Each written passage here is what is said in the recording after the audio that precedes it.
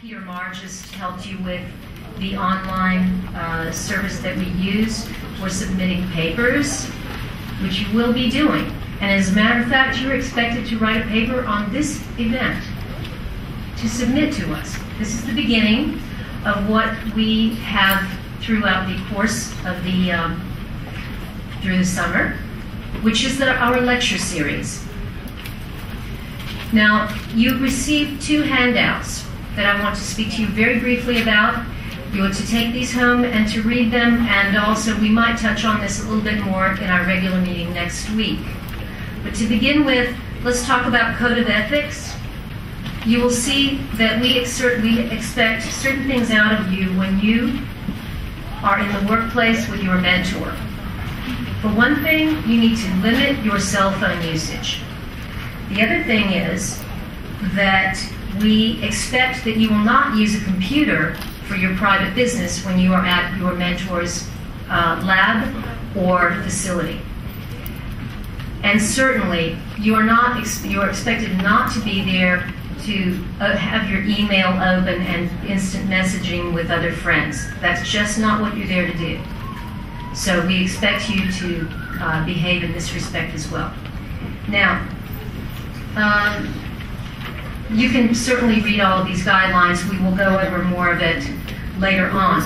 We will be in regular meetings beginning next week. You must also be very respectful of your mentor. Address them with all courtesy and respect that they are due. And you must also be very cautious and careful about how you approach them, and ask them very politely what their guidelines are for the business day, when you may take lunch, how long lunch hours are. You're actually working. So it's an internship, but it is also a job. So just like any other professional, you have to behave as one also. Now, I don't imagine there are too many questions other than that about this particular thing. So very quickly, let me direct your attention to the document entitled Getting a Perfect Score. This is essentially about how we grade your papers. We expect the weekly write-ups for each of the speakers to include an introduction, methodology, scientific implications, and questions. In other words, we're looking to see what you are getting out of each of these presentations. There will be other students that will be presenting their talks on their research. You will eventually be doing that. If you are a new student, you won't be doing that immediately, but you will be later on. So it's important for you to pay attention and also to follow these guidelines. We will be grading you on a percentage for each one. And you can actually see the breakdown here in the grid in the lower portion of the page. So I will be discussing this more with you next week. I don't think that we need to devote too much time to it right this moment, but I want you to be sure to read these papers and please bring them with you at the next meeting. And we can talk about any questions you might have at that time. Okay, I'm very pleased to be here today. I'm pleased that all of you have been invited. I'm further gratified by the fact that Sigma Xi, the society that's sponsoring this affair, has taken it upon itself. There was a time when I was active in Sigma Xi, but that's been a few years ago. And so the next question is, why am I here? And I'm not here to tell you anything about the science I do. If you're interested in that, you can always find it on the web. Very easy. But I'm going to tell you a little bit about how I got this way and perhaps give you a few pointers about what you might be interested in doing. I grew up in Montreal. My parents were penniless immigrants from Eastern Europe. They met in Montreal. My father worked in a grocery store. And I remember quite clearly from the earliest times that I can that he was up every morning at 4:30 or 5 a.m. and went to the large farmers market in Montreal to buy fruits and vegetables to sell in the store. he never stopped that.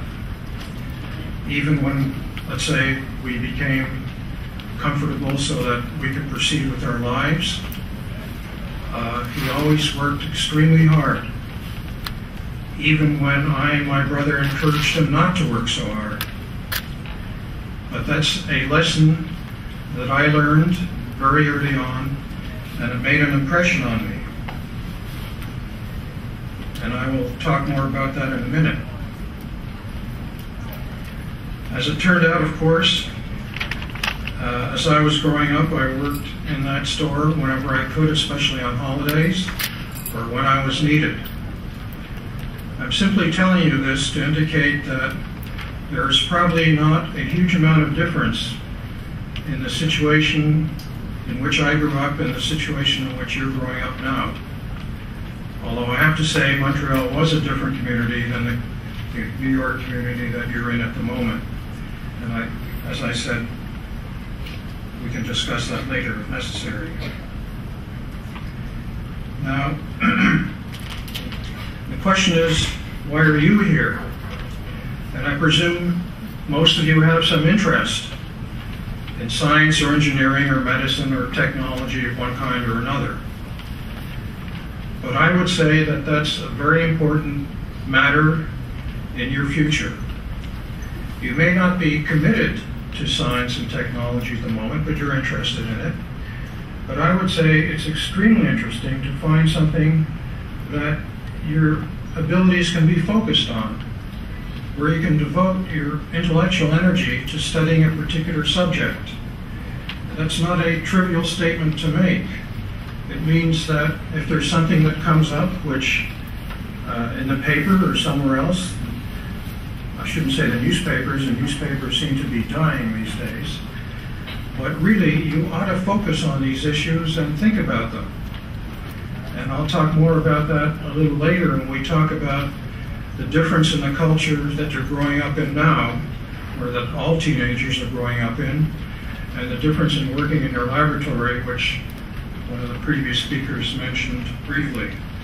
So whether you're interested in science, or sports, or history, or reading, whatever, take it seriously and develop that interest to the largest extent that you can. I should say that in my case, for reasons that I don't understand yet, I was very interested in reading. And when I was your age approximately, TV had just arrived in Montreal. We didn't really watch it very much. And so you focused all your reading on newspapers, which I read in trolley cars, people sitting beside me, and I happened to read their newspapers, or in books from lending libraries. But I never got over that habit, and I still read a great deal. So in thinking about your future, you have to wonder about these things, and I would say that you must take the issue of the amount of time you spend in school appropriately, and in terms of what you will do when you get out of school. Now, I have several friends and acquaintances who are really very good scientists. Many of them are better scientists than I am, I believe. Award winners of one kind or another. I don't know one lazy person among them. All the people I know in science and engineering and medicine work extremely hard. I'm not just talking hard. I'm talking about extremely hard. When they were, let's say, in their 20s and 30s, it wasn't unusual for them to work days and evenings and several hours on the weekend too. You might think that's excessive, but it's not excessive if you're interested in what you're doing and you just want to find out more. So working hard, I think, is one of the prime requirements of success in any profession that you want to pursue. And I would emphasize that in any conversation I had with you at all.